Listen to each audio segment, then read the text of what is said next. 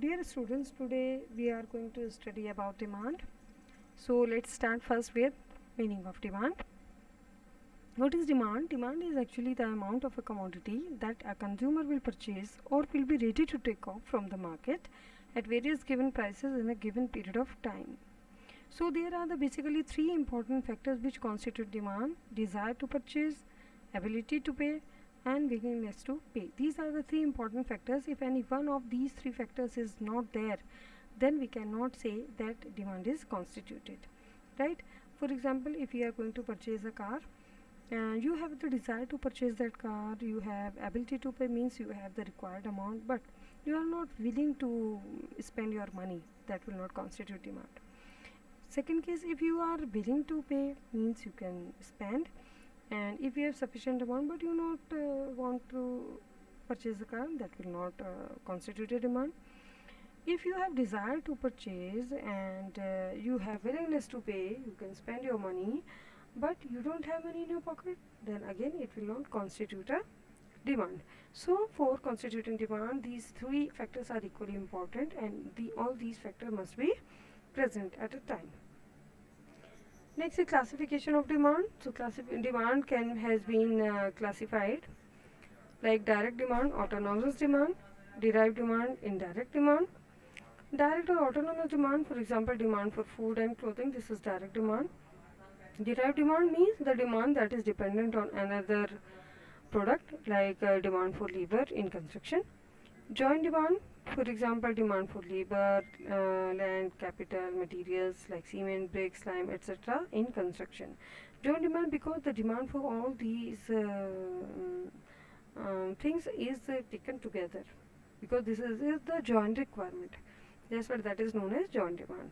Composite or rival demand, for example, demand for coal as fuel for a boiler of a factory for domestic purpose, and for oven for steam making in railways engine, because the coal is utilized at both the places. So this is known as composite or rival demand.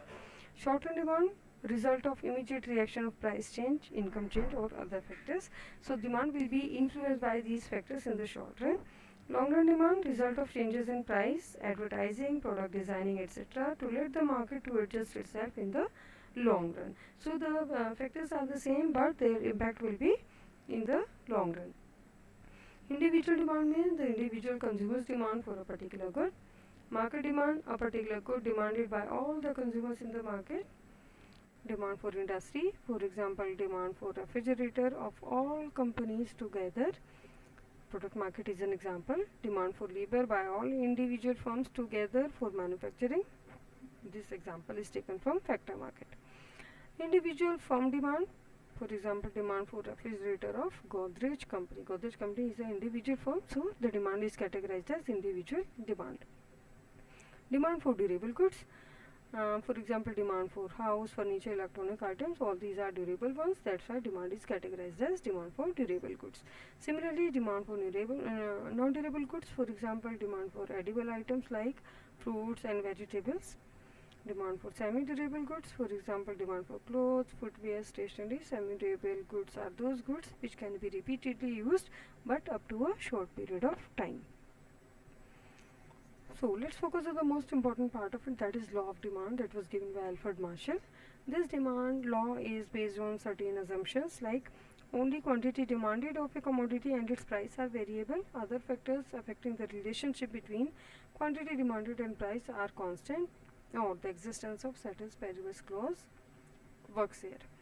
There is, according to this law, there is an inverse relationship between quantity demanded of a commodity and its price, keeping other factors constant, which include money income of the consumer, taste and preferences, price of other related commodities, etc.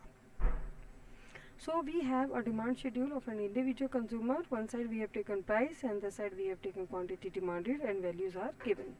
As you focus on this figure, price is continuously falling and demand is continuously increasing. So what does it indicate? When we plot these values on a two-dimensional graph paper, then we have a downward sloping straight line. So this downward sloping straight line is known as the demand curve, which is indicating that when price is higher, then demand is low. When price is rupees 12, demand is for 10 units. When price is lower, for example price is rupees 2, then demand is higher at is 60 units. So there is opposite relationship between price and quantity demanded. So demand curve sometimes can also be non-linear. In case of non-linear, it can be a convex shape, right? Price has been taken on vertical axis, and rate of purchase, or you can say quantity demanded, can be taken on horizontal axis. So it can be sometimes non-linear. It depends on the observations that you collect from the market during survey. Demand curve for substitute goods. For substitute goods, demand curve is upward sloping. We have taken price of coffee on vertical axis and demand for tea on horizontal axis. When we move from downward to upward direction, means from P to P1, if the price of coffee increases from P to P1, then side by side the price for tea, I am not talking about price of coffee, price of tea, that is the substitute good, that will also increase, because then it will be dearer. If coffee is costly, then the people will substitute chai in place of tea in place of coffee, and the demand will increase for tea. Demand curve in case of complementary goods case, demand curve is downward sloping.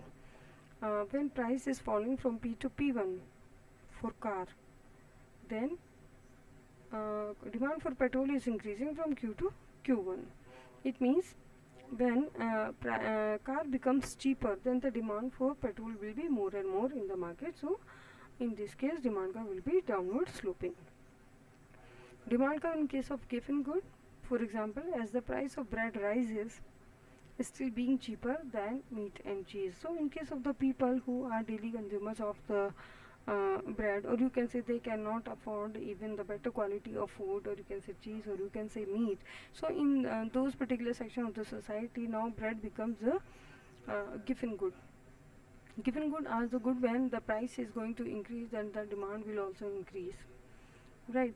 So in this case, the people do not have any choice to make substitute, because substitutions are not available in case of given good case. So given good case are basically those goods which have very or you can say very lesser scope for substitution. So the people cannot substitute their product, they are bound to use the same product whether the price is higher. Movement along a demand curve due to change in price of the commodity. Keeping other factors constant. The movement along a demand curve is possible when other factors are assumed to be constant. So if the price is going to change, say for example $12 to $16, then the demand is reduced from 80 units to 60 units. So in this case, the demand curve will be the same, and at the same demand curve we will move either from downward to upward direction or from upward to downward direction. Shifting of a demand curve. This shifting is possible when price is the same but other factors are going to be changed. Other factor may be consumer income, maybe season, maybe fashion, maybe trend, maybe taste of the consumer, maybe right. So any factor can be going to change. So for example, if money income of the consumer is increasing now, at the same price consumer is capable enough to purchase, or you can say to demand the same commodity, right, and he can demand for the large number of units at this same price, but the demand curve will not be the same. Demand curve will be the newer one, it will shift to the right hand side, right. If income is decreased, then the opposite direction shifting of demand curve will be there from right to left in this direction. Slope of demand curve. Similarly, if the demand curve is a linear curve, so we can find out the slope. Slope is basically the ratio of intercept of y-axis upon intercept of x-axis. Intercept is indicated as delta y upon delta x. Suppose we want to get the slope of this curve. So intercept of y-axis is the line segment that has been intersected by this curve on y-axis. So the segment of the line from 0 to y-axis has been taken horizontally from 0 to this end, that is at point 21. So the this line segment will be the value for intercept on y-axis, that is delta y, and this will be delta x. So according to this, the value will be dp upon dq. Why we are taking this sign negative? Because This is negatively sloping demand curve. If price increases, then demand reduces. Why does demand curve slope downward? Because due to income effect. We will discuss income effect later in detail. Due to substitution effect. Substitution effect means if price is going to be lower, then, or you can say the higher, if price is going to be higher, then the people substitute cheaper commodity in place of dearer one, right? Due to increase in number of consumers at a lower price, so the consumers are going to be increased in the market, but obviously the demand will increase because of diminishing marginal utility. If marginal utility is going to be diminished, then the demand curve will also be downward sloping. What are the determinants of demand? Money income, price of related goods like substitute or complementary goods, taste, preferences, demonstration effect, rate of taxation, windfall gains, indebtedness, weather condition, number of uses of a commodity, time period, short run and long run, nature of commodity, etc. These are the common factors or you can say determinants which affect the relationship between price and quantity demanded of a product. Next is demand function. This is the functional relationship between quantity demanded of a commodity and variables affecting it, such as its price, money income of the consumer, taste, preferences, etc. So one demand function has been represented here like QD equal to F4 function of price, money income, taste, price of other related commodities and so on. So on the basis of demand function, it can be of different kinds like time, according to time, it can be short-term demand function, it can be long-term demand function. It can be static demand function, it can be dynamic demand function. It can be linear. If its shape is linear like a straight line, then it can be linear demand function. If it is a curve, then it can be non-linear demand function. Bivariate, if you are taking simultaneously two factors, then it is a bivariate demand function like the study of price and quantity demanded, only two factors. Multivariate, if you are taking more than two factors simultaneously, then it becomes multivariate demand function. Next is derivation of market demand curve. With the individual demand curve, we can derive the market demand curve. So for the example, we have taken two individual demand curves. So in case of individual A and in case of individual B. Both are downward sloping, but the slope is different. The first one is flatter and second one is steeper. So how can we find out the market demand curve? Because in the market, the price is the same for all the consumers. So that's why at P1 price, when we extend this price line up to the third panel, this third panel has been decided for market demand curve. So this price line will intersect the demand curve at a particular point, and when we extend this line towards x-axis, then we find the actual quantity demanded by individual A at price P1, and x double dash is the actual quantity demanded by individual B at the same price P1. So in the third panel, this point will give you the market demand curve. Similarly, different points can also be found out at different prices, and when we connect these points together, then we have the market demand curve. So the market total demand is the summation of the demand of all the individuals like x dash plus x double dash. So x1A is the demand for individual A and x2B is demand for individual B. That is equal to the total demand x1 that has been represented by total market demand curve, right? Okay, so my dear students, this was the law of demand. That was a part of theory of demand. So for today I stop here, right? In the next lecture I will focus on any other topic, right? Till then, thank you so much.